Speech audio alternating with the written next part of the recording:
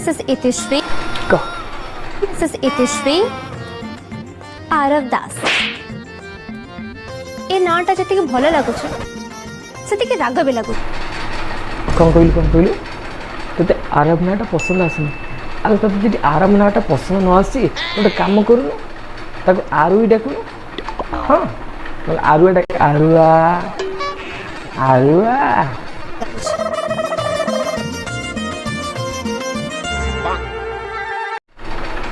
Anil